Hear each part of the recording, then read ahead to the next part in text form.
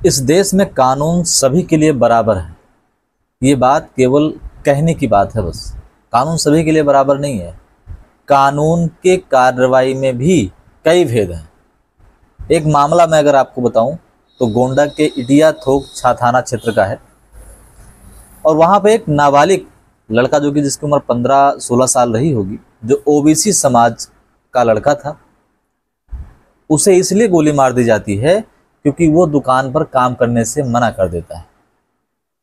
तो अब इतनी बड़ी घटना है, इस पर वहाँ के विधायक मुन्ना भैया ने भी जो है अपना बयान दिया और इस पर आरोपी को गिरफ्तार किया गया, उसको जेल भी भेज दिया गया। लेकिन क्या अब योगी सरकार उसके घर पे बुलडोजर चलवाएगी कि नहीं चलवाएगी, ये देखना है, ये सोचना है और ये समझना है। जो सबसे मुख्य बात इसमें है वो ये है कि जिसने गोली मारी है वो ब्राह्मण समाज से है। ब्राह्मण समाज से है, जिसका नाम संदीप मिश्रा है। और जिस बच्चे को गोली मारी गई है वो ओबीसी समाज का है। इतनी दबंगई, इतना गुंडागर्दी कि कोई व्यक्ति अगर, कोई लड़का अगर आपके यहाँ काम करने से मना कर दे तो आप उसे गोली मार दें।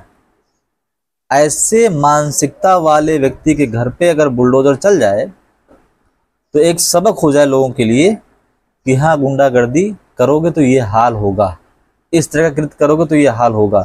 लेकिन मेरे हिसाब से बुलडोजर नहीं चलेगा। मेरे हिसाब से चलना होता तो चल जाता।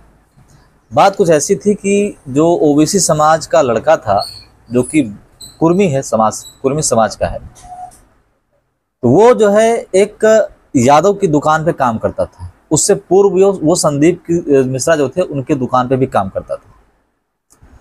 अब संदीप मिश्रा जो है यादव की दुकान पे जब लड़का काम करने लगा होगा तो उससे कह रहे थे कि तू जो है मेरी दुकान पे काम करने चल। उसने मना किया होगा या ऐसे कुछ बात बनी होगी।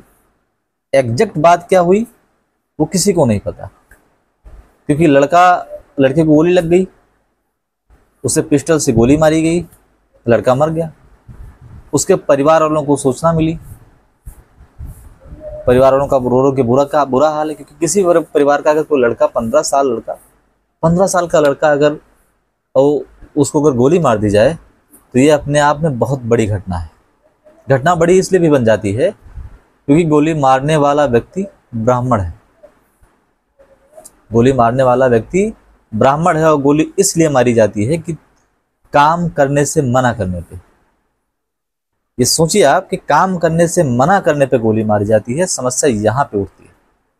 कोई विवाद हो, कोई रंजिश हो, बात समझ में आती है। कोई ऐसा कृत्य कोई कर दे, किसी गोली मार दी जाए, बात समझ में आती है। लेकिन किसी भी सूरत में, किसी भी कंडीशन में, किसी भी व्यक्ति को अधिकार नहीं है किसी को कोई गोली मार दे। उसके लिए कानून है, उसके लिए तमाम जो है और दरवाजे हैं, वहाँ पे बात हो सकती है। लेकिन इस मामले में क्या है, कोई 15 साल का लड़का आखिर किसी का क्या बिगाड़ा हुआ। एक मजदूरी करके अपना परिवार का भरण पोषण जो करता है बच्चा, कि दुकान पे काम करना, होटल पे काम करना, वहाँ से कुछ पैसे मिले, अपने परिवार का भरण पोषण करना, अपनी पढ़ाई लिखाई भी करना, और ऐसे बच्चे को कोई गोली मार दे, ये अपने आप में बहुत बड़ा अपराध है। हालांकि पुलिस ने उसको गिरफ्तार भी किया, उसको जेल भी भेज दिया। लेकिन शांति तो तब मिलेगी, मजा तो तब आएगा जब उसके घर को बुलडोजर से ढहा दिया जाए। मैं भी एक ब्राह्मण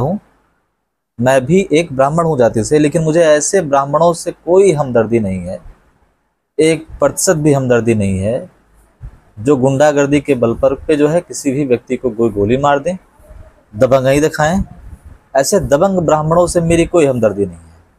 इनका घर नाश कर दो, इनको तुरंत बुलडोजर चला दो, इनको रसातल में मिला दो, कोई भी प्रॉब्लम वाली बात नहीं है। एक हिंदू समाज को एक करने की बात जब आती है तो उस हिंदू समाज में सभी का बराबर सम्मान होना चाहिए, चाहे वो ब्राह्मण हो, क्षत्रिय हो, वैश्य हो, शूद्र हो।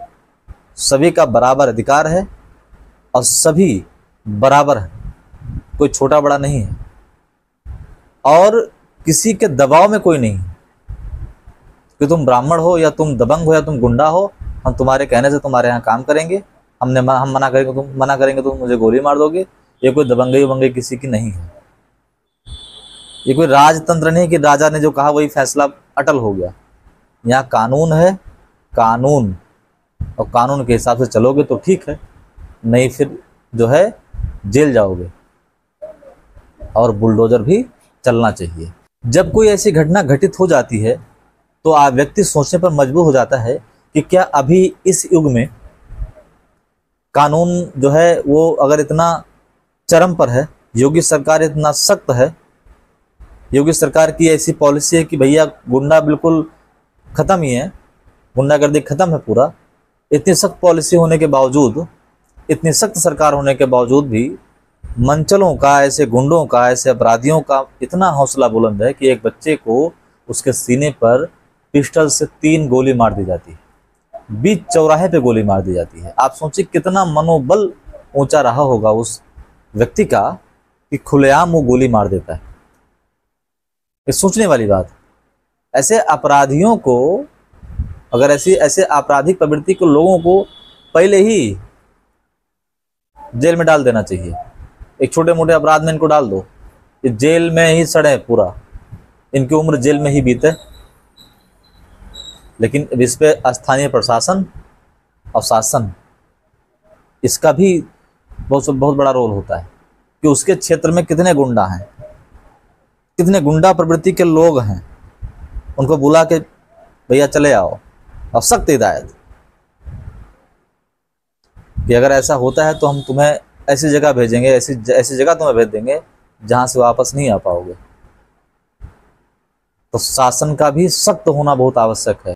कानून का भय सभी के अंदर होना चाहिए, तभी शांति कायम हो सकती है। इस बात को शासन और प्रशासन को दोनों को समझना चाहिए। ये घटना बहुत ही निंदनीय है, जितनी निंदा की जाए उतना ही कम है। बहुत दुख की बात है और बहुत दुख की घड़ी भी है उस परिवार के लिए जिस पर ये बीती है।